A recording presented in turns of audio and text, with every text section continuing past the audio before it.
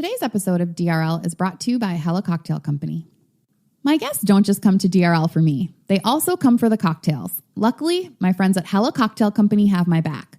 These guys make amazing mixes, from Bloody Mary to Margarita to Moscow Mule.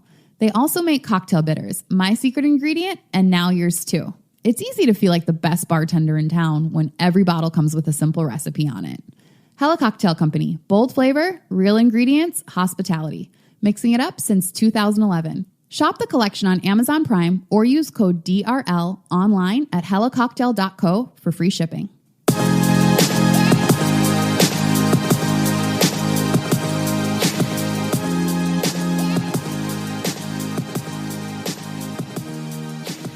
Hello, my lovely listeners. Welcome back to another episode of DRL, where we're talking everything dating, relationships, and love.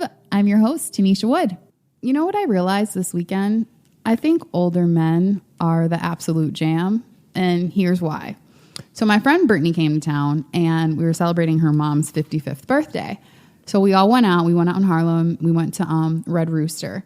And men, older men, were coming up to us, and not in a sleazy, sort of like, hey, ma type of way. It was just very respectful, but it was like they were interested. And they let that be known without directly letting it be known. And there was this, it was just very sweet. And I was like, you know what? Older men are the jam. And the younger guys that were in there, they just weren't, it was like they were looking, but not talking. And it's like, I mean, you could look at me, that's cool. But if you just want a picture or my Instagram, because that'll last longer if you're not going to speak to me.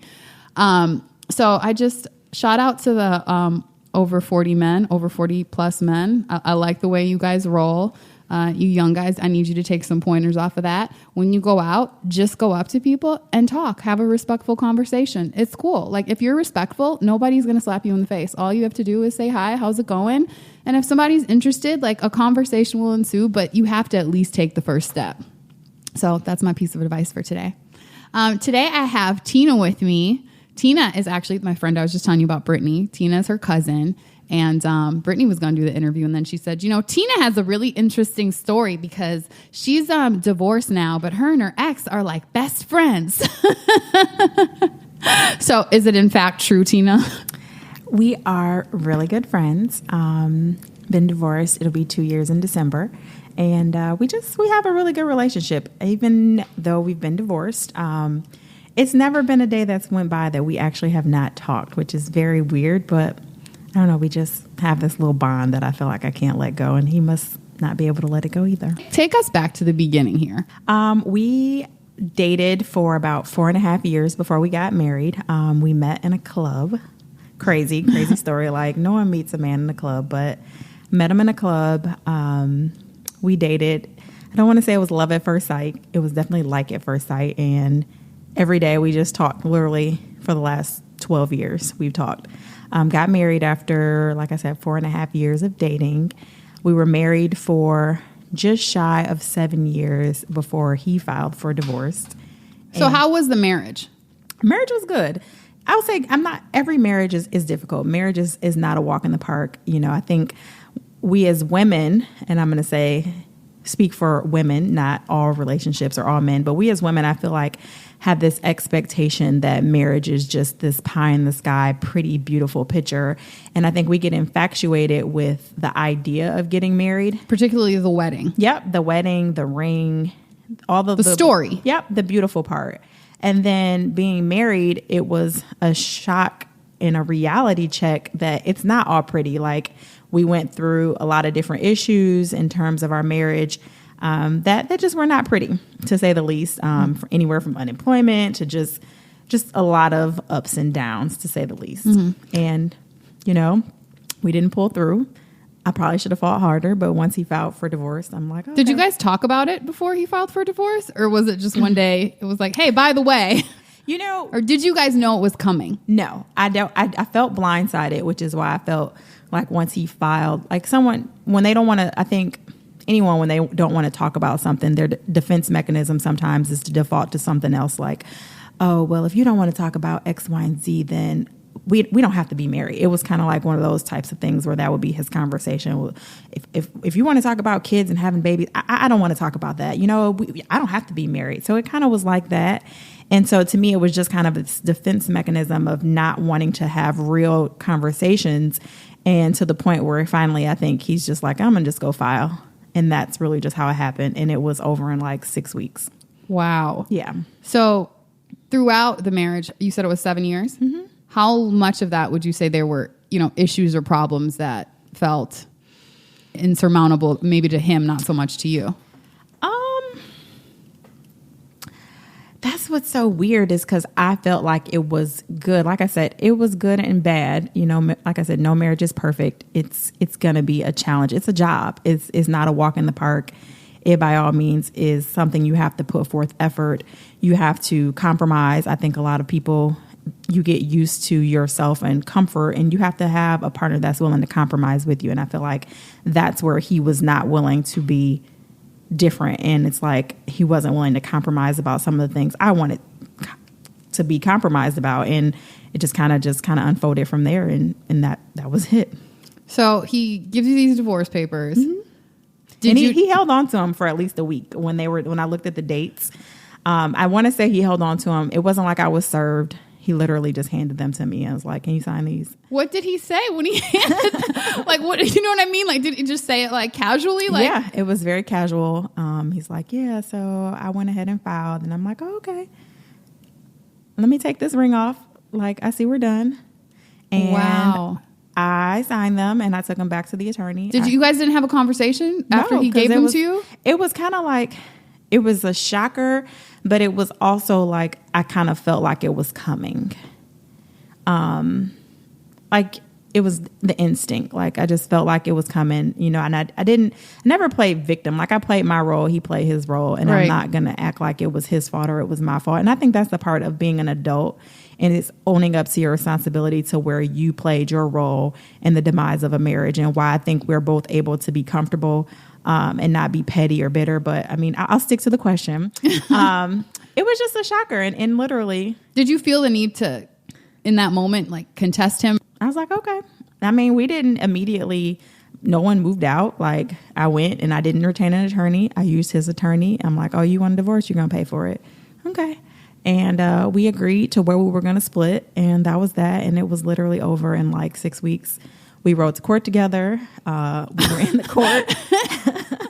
We're walking out the... So during this 6 weeks, mm-hmm. So, okay, you're going to see attorneys, you're going to court, all this is happening. When you come home, are you having conversations? Are you sleeping in the same bed? Yeah, like still same regular life. Same intimacy, same everything. It never stopped. So... I know, you're like, isn't this weird? It's not normal, I know. Just to give you a little more context, like we went to breakfast afterwards. Like after the final, yes, everything's signed, it's done, we're now divorced. Together and we went to breakfast. Like, what did you talk about at breakfast? I think in that moment, I probably was like, should I have fought for this? Like, just a bunch of different emotions going through my head. But I guess at this point, it's like, I'm tired of talking. Like, you got what you wanted. You wanted. You didn't want to be responsible for me. You didn't want this ball and chain anymore. So I'm just like, I'm not going to make someone want to be in a relationship with me. Like right. I have value, and I know that I am a great woman. I know I was a great wife. I did what I could to make it work. And if I wasn't the woman that you thought that I should have been or meeting your expectations, then we're going to have to let this go. The divorce then happens after the 6 weeks. Mm-hmm. Do you guys move out? Yes. We had a condo, and we found a renter, and I signed a lease to move to a house. I was going to rent a house. Mm-hmm. So how did a friendship ensue after that? So after you moved out, you're now living your life. I have to give a little bit of context with that as well. So literally, it's a crazy story. So I moved into my new place. He signed a lease to move somewhere else, and the day before he moved in, the building caught on fire. So it's all over the news. Gosh. Well, lucky it happened before you moved in, though. Crazy. But so he never moved into his place. So where does he move? Into your new place? That is correct. How did that happen? I mean, obviously he's like, I need a place to stay, but Again, did you have any hesitation? No, never any hesitation. So you just said, okay, and yes. I think naturally, I think my friends, and actually I didn't tell my family until like months later. Smart. Like, I didn't even tell them that we got divorced. Like it was so quiet. It was just kind of Were people like, why did you move randomly? Yeah, they were. But I mean, it was like me. Like, I'm just going to move. Mm-hmm. So he moved in as well, and he travels a lot for work. Now, was this a 2-bedroom or a 1-bedroom? It's a 3-bedroom. It's a 3-bedroom okay, so he house. had his own room, or well, he didn't have any furniture there. I mean, so there's one bed in the house at this point. Is Yeah. what I'm saying. Yeah. Okay. So I mean, again, I think that's why the transition was so. I don't want to say it's natural, but it was just kind of like it was comforting. It wasn't like cut off. Exactly.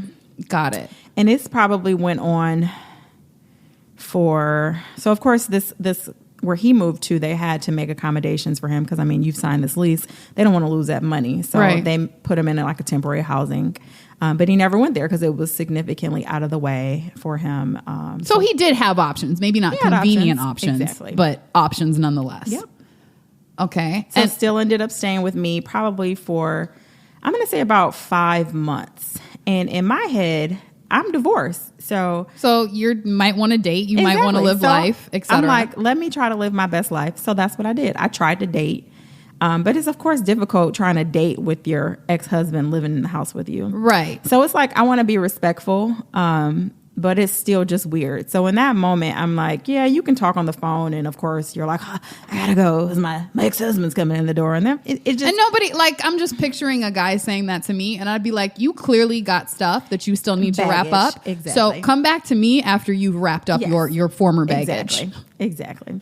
So it just never really worked out. And I think, with someone living in the house with you, they have all your passwords. I think he used to go through my social media and like, oh, you're meeting these guys on Facebook. Why do you care? You wanted a divorce. And that was my whole point. So I think in that moment during those 5 or 6 months while we both, I feel like kind of transitioned into from being husband and wife to kind of, at this point, we're roommates. Can I ask, is the intimacy still happening? Of course. Yes. Okay. Yes, it's still happening. So nothing's really changed. No, except for our marital status. Okay. Yep. Was he dating? While he would never admit it, I feel like the writing was on the wall, but it never, because he traveled so much, so I never really knew. So I want to say he never made me feel like he was dating other people, but I feel like he was. Mm-hmm. So then how did him moving out happen? I think he just felt like, again, his nosiness going through those DMs. And I think, of course, naturally people are going to notice when you stop wearing a wedding ring and they're like, oh, well, I guess I never made a public announcement like, oh, I'm divorced now. Like right. Some people have felt liberated to just be like. Make a full Facebook official statement. It just wasn't my style. Like to me, I like to as I jokingly always say to my friends, like I carefully curate my social media to what I want people to know about me. Right. Because social media is fake. People is smoke and mirrors. And I understand advertising and marketing, and I put what I want people to know about me. And if you want to read between the lines, or if you want to ask me personal details, I feel like certain people will ask, but other people won't. Right. And so I think with him kind of being nosy and looking through my stuff, he kind of figured out like, man, I let this great woman go and she's dating other people. And it never was anything serious. I mean, I just got divorced 2 or 3 months ago. Like, I'm not really jumping into a relationship. Like, I'm still trying to figure out what's going on, and my life is turning upside down. And so did he allude to wanting to? So it's like he just kind of stopped. I think maybe a few months later, where he was moving to, they found other accommodations within the building. So it became a convenient thing. But mind you, this is like a half a mile from where I moved to. So it's not like he was moving across town. Right. So, I mean, we're literally neighbors at this point. And so he'd spend a few nights there, come back. And then at one point, it just kind of became full-fledged. He was moving into his new place. Okay. So that's kind of how it transitioned. So not only did we kind of transition off of being married, but we also transitioned from living together to living apart. Post-marriage cohabitation. To still being neighbors. Like, literally, I could have walked to his house. And then eventually, I mean... Yeah. So during these times where he was living there, like that 5 months, did you guys ever have any moments, any pillow talk where it was like, man, did we do the right thing? Like, should we have stayed together? I wanted to have those conversations, but I feel like he wasn't open to it. So I just kind of let it ride and just said, okay, well, if this is how it was intended to be, I believe in God. I believe that if this is what you wanted and you are the man and you're supposed to lead, then I'm going to give you your space. Like I don't want to say he was having a midlife crisis, but a part of me felt like he's hitting this midlife crisis and, coming into his career. And he just kind of felt like he woke up and just decided, I don't want to be married anymore. And I kind of don't want to be responsible for you. But then it's like, you kind of want to keep trying to check me about what I'm doing. And it's like, well, you really have no room to it. You can't have it all. Exactly. Do you think that part of the reason that you didn't tell people right away was because subconsciously you thought, maybe we'll fix this. Maybe we'll get back together. Maybe we just both need some time, some space. Absolutely. I definitely thought that. I thought that maybe we would get back together. And I think even when he kind of sold me on the divorce, I know you're like, this woman's crazy. I don't think, I just want to understand it, but I don't think it's crazy because it's also crazy to me when people get divorced, fight each other in court, hate each other, and act like there was never any love between them at all. And so that part I also think is weird. And that's a whole nother conversation. Like, I feel like while we had our misunderstandings throughout marriage, I feel like we argued and we had disagreements, but it was never like a full-fledged fighting. Oh, I'm leaving and I'm going to sleep in another room, or I'm leaving and not coming back. Like, we always, I felt like, had a mutual respect for one another, which I feel like really allowed for us to never be petty. And I've watched several friends get divorced and people are petty. Yeah, it's sad because it's literally like you're treating this person like a person that you hate, that you never loved, that you don't know, that is the scum of the earth. And that's sadder. Exactly. And I think that is one thing that I can really be proud about, is that I was not petty and he was not a petty person, and that we really genuinely had to really rely on our friendship even after divorce, and knowing that it was an authentic relationship and an authentic friendship that we had developed that really helped us not be rude and ignorant and crazy and yelling and screaming. Like, it's like, very mature. Absolutely. I am going to say that. When he then moved out, how did it not become a separation at that point? Because there was a physical separation. Even though it was close by still, it was still like, okay, we're now divorced. You live in your house. I live in my house. We have our separate lives. Why still the connection? So I feel like the honest, quick, easy answer is he's a small business owner. And while I was never officially like the office manager or whatever, like, I handled a lot of his business in terms of kind of everyday office manager from home type. I mean, booking flights and hotels and car rental and, oh, you need me to pay this bill? So it was kind of like I was just this person that knew how to do everything that he didn't know how to do. So I was like, hey, can you do blah, blah, blah? Of course. Yeah, quick. Let me do it real quick. I got you. And so it never, like I said, it was just never that I was just this petty person, and I never felt any anger or bitterness about it, that I just felt like I'm just consciously not going to put that negative energy into me, to focus on things that I couldn't change, and to rather focus on things that felt good. Right. And I think that really helped me to stay in a positive place about it. So when you guys talk every day now, is it all business stuff? Is it all, okay, can you help me out with this flight or check on this thing? I mean, obviously that's not happening every he's definitely learned how to do it now. Right. Because at this point, it's like, you can't keep calling me to do these types of things for you. Like, I have a full-time job. No, but have you heard of TaskRabbit? They do a lot of stuff.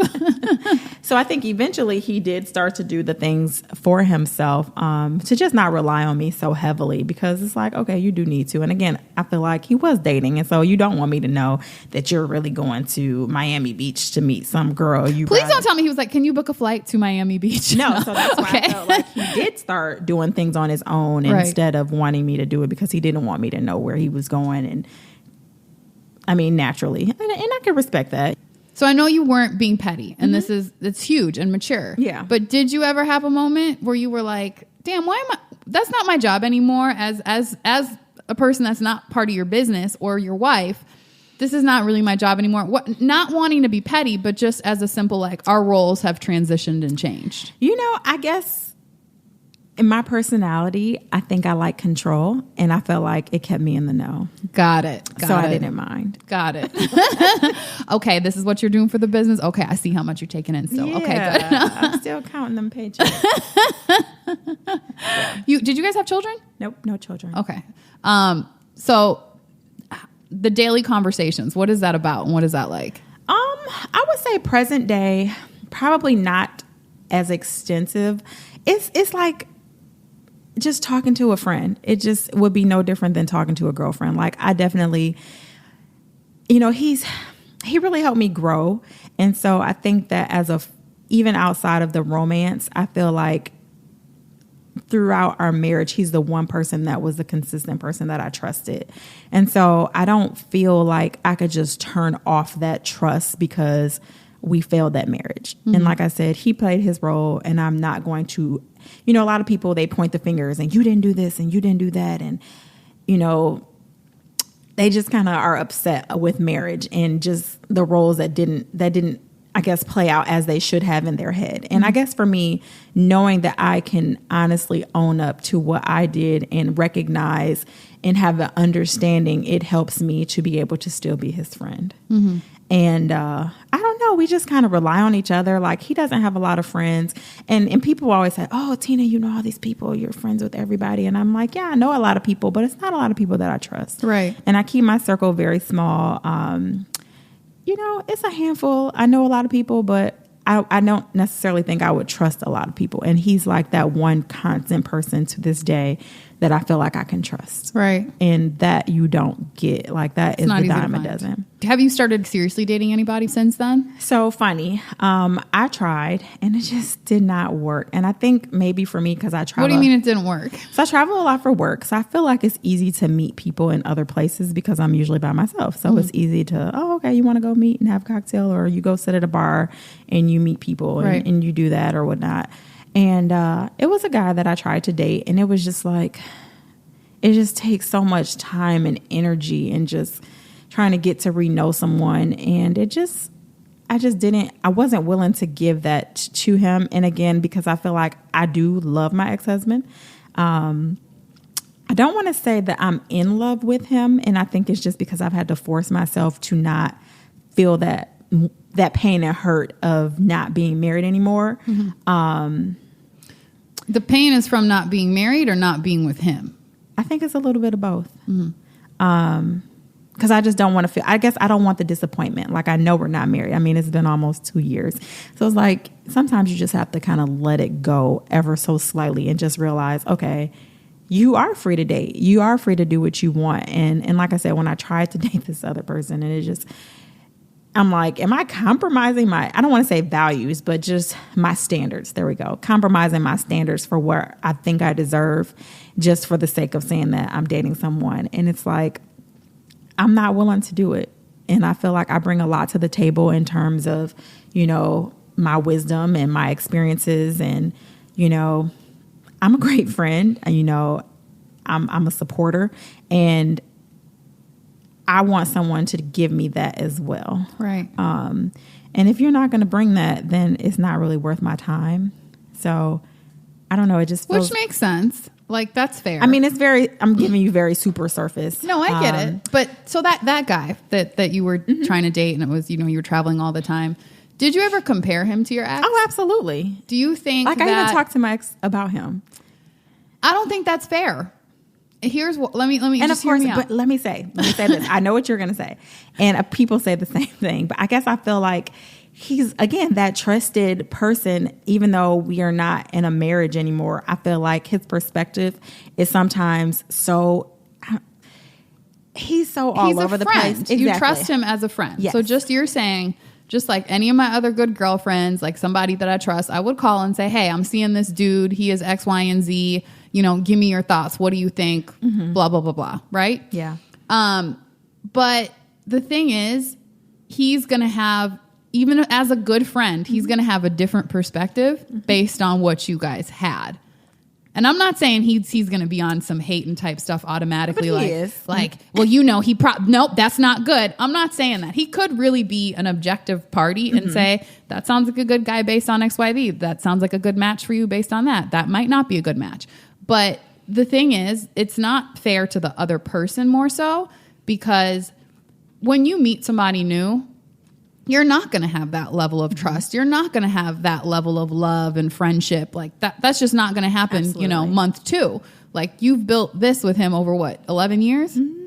And so you can't compare 11 years to even 11 months. Like there's just so much more. And so I feel like him sort of being in the background, and I'm glad you guys have been able to be mature and keep this friendship. But just him being in the background, it is a lot. The energy that it puts out, like consciously and subconsciously, it sort of blocks other people. Oh, absolutely. That might be great, but the energy that you have and that you're putting out there is probably one that's saying to somebody like, I'm taken. I'm not taken, but I'm taken. And it's funny you say that, because I don't tell everyone that we're still like the best of friends. And I guess, we talked about Brittany. I think that's Brittany giving it a label. Like, I definitely consider him a close friend. Right. She's saying best friend. And I guess if you want to give it a definition, I would say, yeah, we're pretty close. But I guess I haven't necessarily found the one. Like I said, I tried, and I think the distance, because it was long distance, and it's like, I'm doing a lot here, sir. What are you bringing to this table? And I feel like the man we should all bring something to the table. And if you're not bringing like not even a fourth to the table, like you're really kind of wasting my time. And that's how I felt. So to me, it was almost like, am I getting the bottom of the barrel guys that are available? So let me just kind of just back off and focus on me versus trying to find someone to date. And I think that's where I was. It's like, oh, I got to go find someone to date. I've been single for almost 2 years. It's been 18 months. Let me go get out and date. And it was kind of me just trying to put myself out there into being uncomfortable and doing things that didn't necessarily make sense. And okay, this guy kind of fell into my lap, and I'm just kind of like, you're cool, but you're not that cool. I want to ride. Again, it's long distance. So I'm like, I'm tired of giving you my late nights. Like, I want to go to bed because I got to wake up early in the morning. And you deserve that. And that's a fair ask. It's a very fair ask. And it was just like, and you shouldn't settle. Like, you shouldn't be with somebody for the sake of being with somebody. And that's how I was feeling. But I'm picturing myself, and I'm picturing if I meet a guy and I potentially like him, I'm potentially open to see where things go. And, if I look over and I'm like, who's texting you? Oh, it's my ex-wife. And I'm like, well, what does she need? Like, and he is like, oh, we're just, chatting about, shooting the shit, talking about blah, blah, blah. It's like, oh, okay. And I might let that go once or twice. Mm-hmm. I might just be like, okay, he's a nice person. I'm glad that he could be cordial with his exes. But if I'm seeing that every night or even every other or even twice a week after we've been in a relationship, I would nip that in the bud, because I know that I can't, if I'm here 2 months, I can't compete with something that's been 12 years. I agree. So I would be like, you want me to talk to her, or you want to tell her how this is gonna end?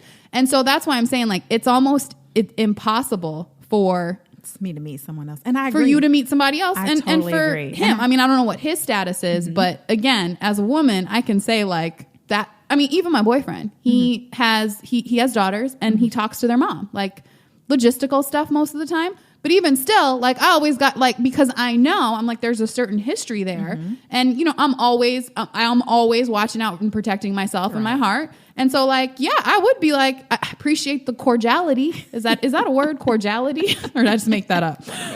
I appreciate that, but let's not have that seep into what we have, is how I would probably tell it. For me, I don't feel like I've made that connection enough with anyone where I feel like I've had to back it off. And I think it's my comfort. It's a comfort zone. But you can't get there, I think, with you. That's the point. Like, yeah. And I guess maybe for me, maybe I'm not ready. And I thought I was ready, and I want to make sure I'm 100% ready to put myself out there. And like I said, I thought that I was ready, but I'm really not, because I really do still love him. And I think it's like that small spark in my heart that I'm like, maybe you just needed this time away from me to figure out that I am a great girl. And maybe, it is putting a lot of hope and a lot of balls in his court that I'm pushing. But does he know this? Like, does he know that? I think he does. I don't think Yes and no. I feel like he definitely knows because he knows I'm not dating anyone. Like, he definitely knows that. Is he right now? I feel like he's not dating anyone seriously. Okay. I think as a man, he's gonna do what he wants to do, and you're a single man, and I think he's fine. Like, I think he's very handsome, so I think he definitely could get the girls. But I just feel like, I know it sounds crazy, I just think he's special. Like, I just don't see another woman dealing with him, and I'm just like, I guess there's this hope in my heart that I'm like, I am the best option for you, and you just haven't realized it yet. How long are you going to give him to realize? You know, I don't want to say that there's an expiration date, but I feel like it's coming up soon. Like, I would say within the next 6 months. And I know it's an arbitrary just there's a new year starting in 2 months.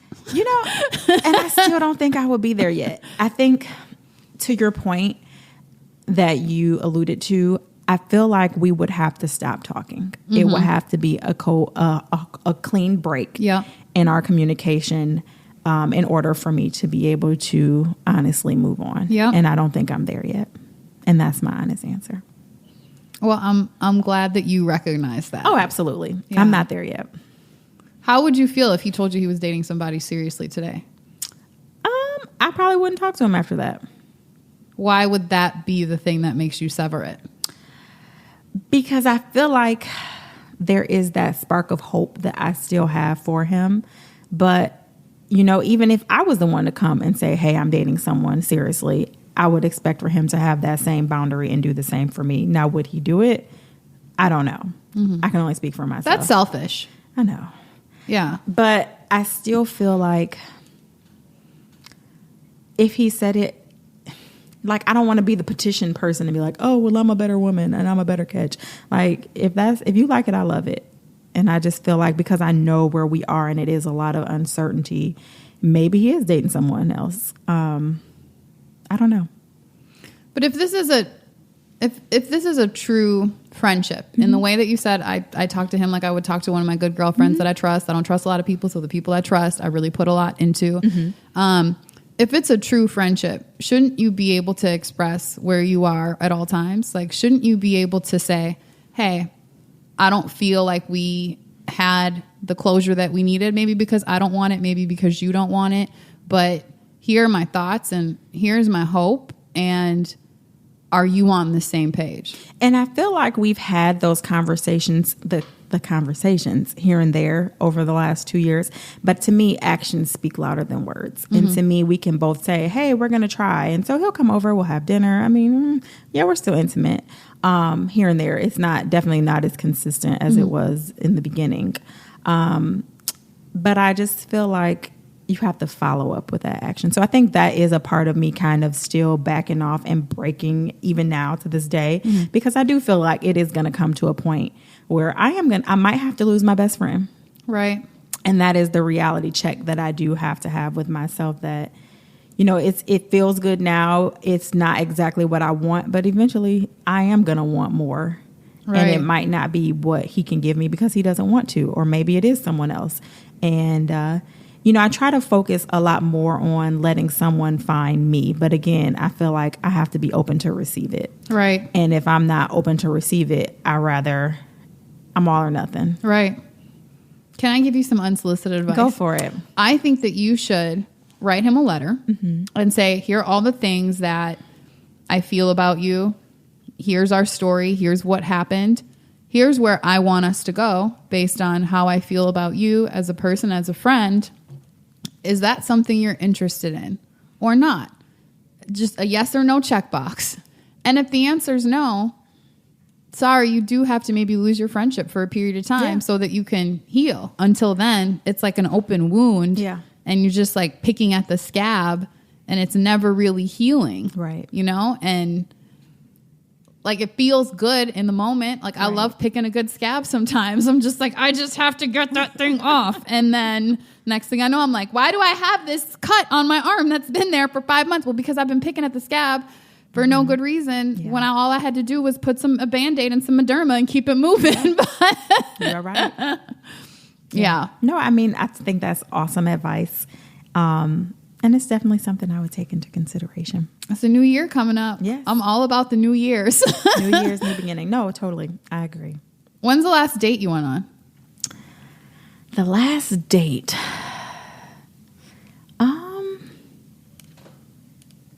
It's been a while. Like him and I, we've gone out. But before that, it's been a while. It's been a few months, I would say. And I mean, I guess I'm not including him. Like, I'm trying not to. But I've gone out on a few dates. Nothing serious. When you have gone out on dates, do you talk about your ex-husband? I'm sure people ask about your marital status, or if the marital status comes up, like how do you bring him up? I don't talk about him in dates at all. Like I wouldn't bring it up. And like I said, it's probably been a handful. Like I'm talking less than 3 people that I've been out with. But nothing serious.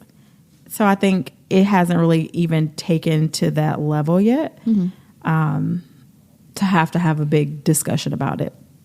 Because I haven't liked anybody. Because you haven't wanted to. That is accurate. So what would you like in a guy? For me, I want someone. Oh, you know, I have a list. Do you have an actual written out list? I have a real list. Do you have it with you, like I on do your have it phone? with Can me. we get the list? I love list. I really do. So I have a little list in my notes that I keep because I just feel like without a list, you never know. Plus, I feel like when something's written down, it's more What does likely to that say? marinate itself in the universe. Wait, hold on. Let me read this to make sure. Okay, you read it. You read it. Here we go. But it is in my notes. It says 2018 husband prayers. Because, I mean, I want to get married, you know. I want to have kids, you know. I want to have a long, loving, healthy relationship. Now, granted, I don't know if I'll be able to say I've been married for 50 years, but, you know, I do want that companionship. So, and I don't feel like my list is superficial. Okay. And I think that's what's key. So my 18 husband prayers, 18 and beyond. First thing, I want him to believe in God of our higher power. I definitely want him to be employed. Honest and trustworthy, forgiveness. And I feel like that might have been where we missed the forgiving part in our marriage.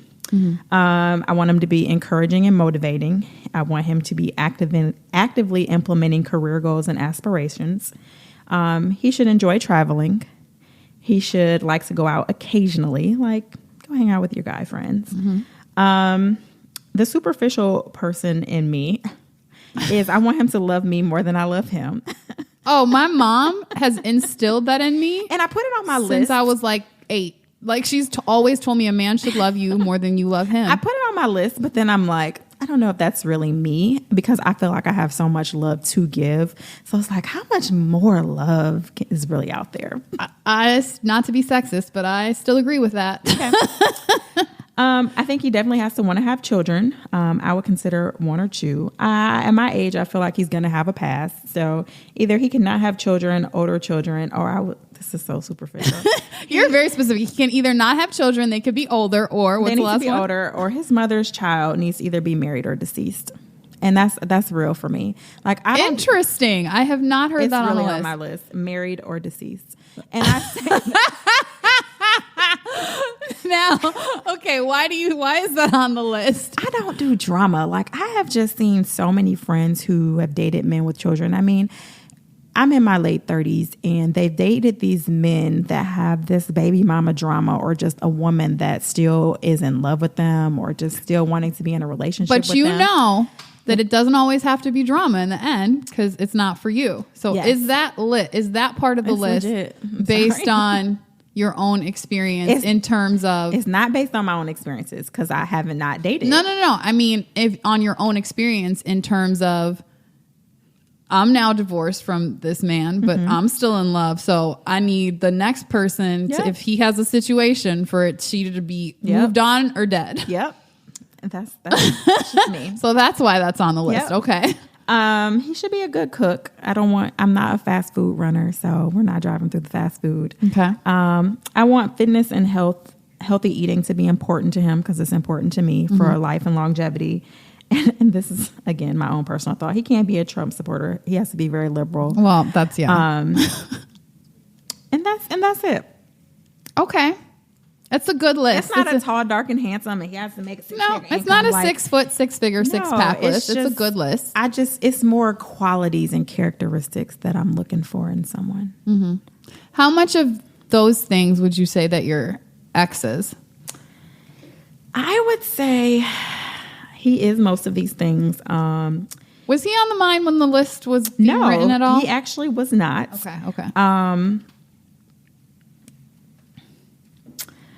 He does, he does actually, now that you've mentioned it. I think the forgiveness is the one thing that's absent from him. He holds on to the past. Like, he can tell you exactly what happened 12 years ago. Like, like, sir, let it go. Like, just someone who just never forgets anything and can give you verbatim details. That's probably the one thing where we depart. I have to say, that's probably one of the more interesting lists I've seen based on she got to be married or dead. I'm just being honest. No, it was, we were talking earlier about how a lot of those situations or a lot of divorces can come with this drama and this pettiness. And sometimes it is the opposite problem. Like, sometimes, like, it took me a while getting used to my boyfriend's children and his relationship with their mom, because they are very like, we don't hate each other. Like, it just didn't work, and we still got to like co-parent these kids. And I would hope maybe if she's not married or deceased, she would not be a petty person. Right. Maybe I should add that to my list, because I mean, to me, you have to speak these things into existence in order to know what you want. But I just can't deal with petty. Like, we're too old for that. I just want people, and I know I can be petty, kind of jokingly, just about things. But to me, this is my life. Right. And if I'm going to make this kind of commitment, I'm in it. So don't be petty. I get it. Are you planning on doing any dating, or are you going to keep it chill for a while? I feel like I want to be 100. And I know you're always going to be a work in progress. I just want to focus on me and my health and making sure I can become and make the best version of me for that man. Okay. I'm with it.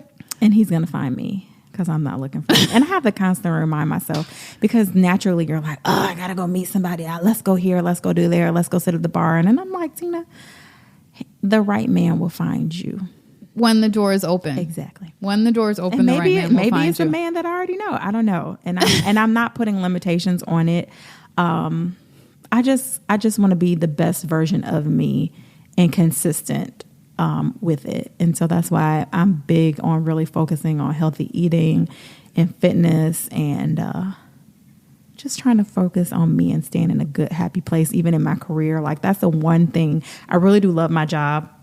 I work in marketing, and I just feel like that's the one consistent thing that I absolutely love, and I feel like I have control of, because I just feel like there's so many people that are like, I hate my job. Oh yeah, that's a very lucky place to be. Love it. Like, it's a great fit for me right now. That's amazing. And that's the one constant, and like, that's something I have control over. Like I said, my fitness and health, those are things I can control. So instead of focusing on the negative things, I don't have a relationship, or I don't have someone to go out of town with me, and not focusing on things that I can't control, but rather things that I can control. And those are two things and aspects that directly affect me, that I know that I can impact and make a better version of it.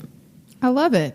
You have a very unique story, and I love that you shared it. Yes. And this is the first. Like I said, it a lot of even my friends don't even know. Like, and I shouldn't say friends. I'm gonna say acquaintances, just people when they were like, "You're divorced?" Like, wow, I had no idea. And I'm like, well, you don't still wear your ring, right? No. And I'm like, yeah, that shit was 2 years ago. Like, I know I kind of casually said, like, yeah, we've been divorced for 2 years. But, it was a painful time that I kind of had to go through it, even though, like I said, we're friends. It was just something like unraveling. But, if I had to redo it again, I don't think I would have done it any different. Wow. So you'd still be where you are now, is what you're saying? I still would be where I am now, but I don't think that I would have been that petty person, or I don't think I would have did the clean break, or or just made this big announcement like, oh, I'm single. Like, I didn't need the extraness. I didn't need all the extra opinions. And that's the part where, I probably lost a few friends, that I just couldn't deal with and couldn't talk to, because I feel like there was no understanding. And I feel like the people who are closest to me know and understand me, and I appreciate them for helping to hold me down. Right. And as great as friends are, I have to agree with you there on some level. Sometimes when you're going through something, the opinion of other people only makes it worse. So it's like you almost have to deal with it on your own, figure out how you feel just organically without other people's opinions mixed in there. Because sometimes once other people get involved, you forget, was that something I felt, or was that just something that people are now putting on me? Right. And so it is sometimes best just to be like, let me deal with this and my own emotions and see how I feel. And then after I've come to a conclusion, like I will inform you all. But right now, like I just need to deal with it on my own. Yeah. And in a part of me and my growth, like I try not to give people my opinion. Like I feel like you're going to do what you want to do at the end of the day. It's your life. It's your relationship. It's how you see fit. And if you want to be with this man, or if you want to leave this man, you do that when you're ready on your terms. And I guess, like I said, a part of losing friends and finding new friends that have commonalities and similarities to how I operate, it's been a process, because people they say they want the best for you, but it's like, but you're not in this. Like, so you don't know You don't know the best for me. And exactly. Like I know the best for me. God knows the best for me. And that's who I rely on. And your opinion is really kind of it's words in my ear. Right. And, I guess I just take it as a grain of salt, and I try not, and even my friends, that are in relationships and married, like I never just say, girl, you should do this, or girl, you need to leave him. Like I've had those friends. Right. And those are to me not your real friends, because don't tell me you need to leave him, or, oh, he's up to his old antics doing what he always does. It's like, you got to be in it to really know it. Exactly. I get that. And I think people just think, oh, it's one side of the coin or the other. And having been married, having been single, having been divorced, like I get it. And I feel like I said, I don't have the answers. And like I said, I know my situation is not normal per se, like everyone else's, but this is my life. Right. You know who's paying for this? Me. You know who pays my bills? Me. You know who put this roof over my head? Me. And I'm saying me superficially, like I feel like it's me, God, like I'm not the only answer, but I don't need everyone else's opinions. Right. You can give them to me, but I try to be that example. Like I don't tell, like I said, my friends, this is what you need to do. Right.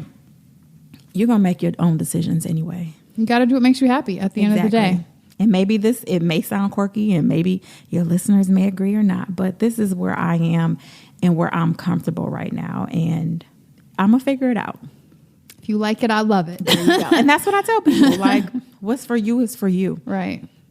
Can people reach out to you on Instagram or anything like that? Sure. You can find me on Instagram. I am Tina Janelle. That's Janel, Tina, Tina, Janel. Yeah, you can find me there. Awesome. Well, thank you so much for coming on today and sharing your story. Me. I know it's quirky. I love it.